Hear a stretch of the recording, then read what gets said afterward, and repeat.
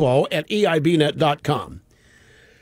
I'm going to tell you something. This Obama character is showing everybody what low character in high office is all about. This spike in a football 2 days in a row, now actually 3, over getting bin Laden. There's only one guy. There's only one guy who said we shouldn't go get bin Laden. You know who it was? It was Biden. Vice President Biden. I have the story. It was an ABC News story, and it's from January 30th of 2012. Joe Biden advised against the Osama bin Laden raid. Not Mitt Romney, not John McCain, not Jimmy Carter, but Joe Biden is the only guy that said don't go get bin Laden. And Obama's out there ticking everybody off with this. So, we are our choices, folks. Barack Hussein Obama chose to figuratively parade Osama bin Laden's dead body around the public square in an attempt to bring singular glory to himself. How pathetic. The guy they had to drag off the golf course. Look at the UK Daily Mail. There's all kinds of blog stories today, internet stories, with the picture of that great group of courageous heroes in the Situation Room watching the raid take place. The only person in that room who looks like she's even emotionally involved at all is Mrs. Clinton. She got her mouth covered by her hand. Her eyes are wide open. It's almost like she saw Bill come home at 6 o'clock at night for the first time in a long time. She can't believe it. Everybody else is just sitting there staring at Obama. Is slumped down. He's sitting lower in his chair than anybody in the room. They hustled him in from the golf course. They put a I'm President jacket on him. He's got his white golf shirt buttoned up to the top underneath it, and he's looking there. And as they said, yes, Mr. President, yeah, this is a video feed of a military operation taking place that Mr. McRaven authorized 2 weeks ago that we decided to just go ahead and do it, is what that picture looks like.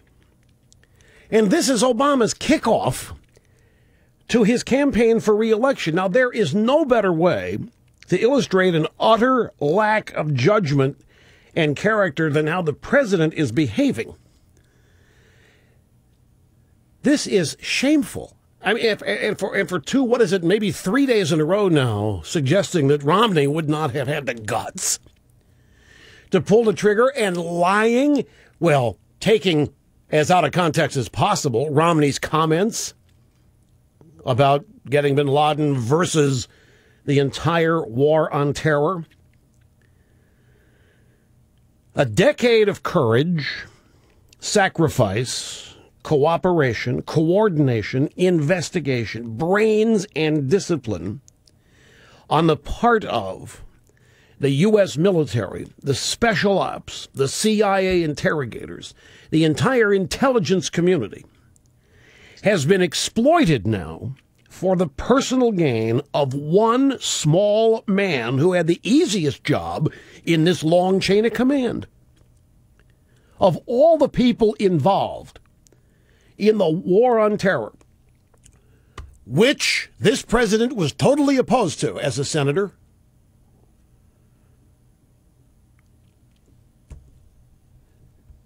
this one guy had the easiest job of all of the people in this chain. From the boots on the ground to the intel people to the CIA interrogators.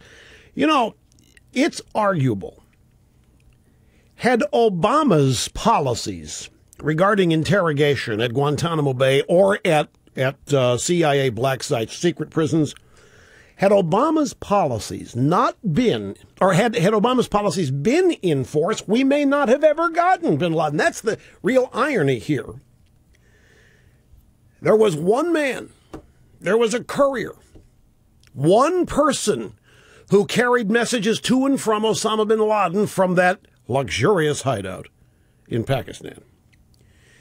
The identity of that courier was uncovered by CIA interrogators using enhanced techniques opposed by Obama. It wasn't waterboarding. I don't know what the techniques were. Had it not been for the policies put in place by Bush Cheney, and by the way, it's impossible to talk about this honestly and not have it sound political. I am doing my best to have this not sound political. But the Bush-Cheney policies of enhanced interrogation and the conduct of the war on terror in general led to the identity of the courier and his location, which led to Obama's location. Osama's location. And if Obama's policies had been in place, that was an honest, faux pas, Freudian, whatever. If Obama's policies, as articulated during the Iraq War, all of his opposition to Petraeus, his opposition to enhanced techniques, interrogation, his opposition to, had his policies been in place, we would not probably have gotten bin Laden. That's the irony here. So the guy with the easiest job and the least qualified in any room he walks into is now beating his chest and spiking the football, and furthermore, and criticizing the very policies that he opposed. And now running around and saying that Romney is gutless and wouldn't have had the guts to pull the trigger had he been in Obama. Who in the world? And furthermore, do you think, got a great story here, by the way. ABC News, a Republican focus group, a Democrat focus group organization went out and talked to Walmart moms. And Walmart moms don't care about this. Now, Walmart moms, according to this story, are a very important voting bloc. They are of a certain age. They are of a certain income level. They have a certain number of kids, and there are a lot of them. And they don't care. Only 11% of them, I think, is going to care about this. They all care about the economy. And so the story from ABC is how none of this Obama stuff on bin Laden is going to penetrate and get through to them because they don't care. It's how he's blowing it. But it's all he's got to hang his hat on, because he can't run around and convince these Walmart moms that the economy is going to get better if we just keep doing what we're doing. They know it isn't. So Obama's out there basically, he is trying, folks, to call himself or have us think of him as a hero for doing something that if Bush or Cheney had done, Obama probably would have called them war criminals. That's another real irony. If Bush and Cheney had found Osama bin Laden, and he was exactly where he was, and they sent the SEALs in there, and they got him exactly the way they did, and then there were no pictures, and then bin Laden was buried at sea, and there's no real evidence other than we got to take everybody's word for it. Obama and Pelosi and Harry Reid and Hillary Clinton and a whole bunch of them would be accusing Bush and Cheney of lying for political purposes. They didn't even get bin Laden. Where's the proof? And they would accuse him, if it did happen, of being war criminals. The ironies here are multiple and frequent. To give the go-ahead to take out an unsuspecting terrorist with the best SEAL team America has, that's what Obama wants the credit for. And he wasn't even the man in charge of the actual operation. That was a guy named McRaven. We had the details of that story for you yesterday. But Obama can't help it. He's a narcissist. World revolves around him, as you know. And so he has to put the spotlight on himself, which is wrong. And this is like a guy who gives money to charity only for the press release that accompanies it and maybe gets his name on the medical building that they name after him for giving them money. The guy that does everything for public consumption, does everything for public notice, for public approval, not because of the genuineness of the act. Remember, my friends, it was a few years ago, 2008, 1 week prior to the election, Charlie Rose and Tom Brokaw spent an entire show telling each other how they didn't know who the guy they couldn't wait to be president was. You know anything about him? I don't know what books he's read. I don't know who his mentors are. It's a good question. It's an important question. And who are the people in his inner circle? Well, we don't know, Charlie. It was an hour of we don't know who Obama is, but boy, it's going to be historical if we elect him.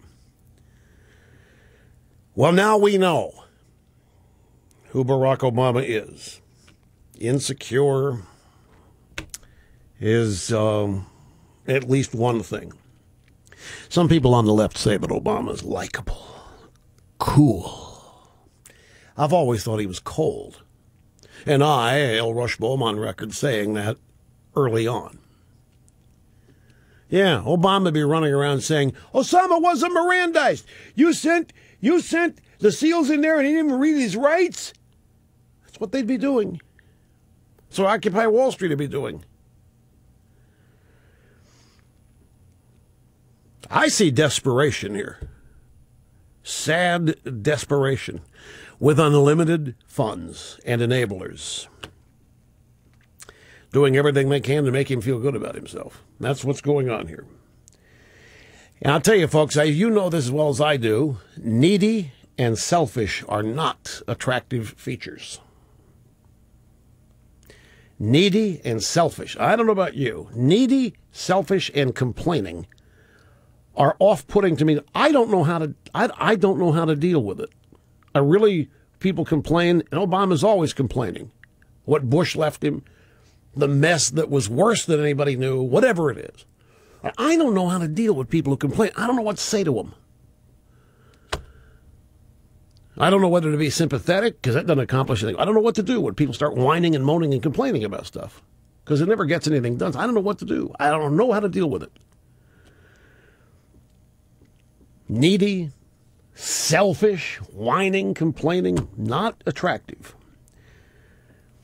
And when they are being traits exhibited by people in positions of responsibility, it's not attractive. So, you know the old adage, when your opponent is in the process of destroying himself, you get out of the way and let it happen. It's an old adage here on talk radio. The caller's making a fool of himself, get out of the way. You know, let it happen. Well, there's another version. When your opponent is drowning, throw him an anvil. I kind of like that one. Your opponent is drowning, throw him an anvil. What? Look at who's upset with Obama. The SEALs are publicly being quoted. They're speaking for attribution of how upset they are about this. That's unprecedented. Active duty, as well as former, are talking about how unseemly this is to be used as political footballs.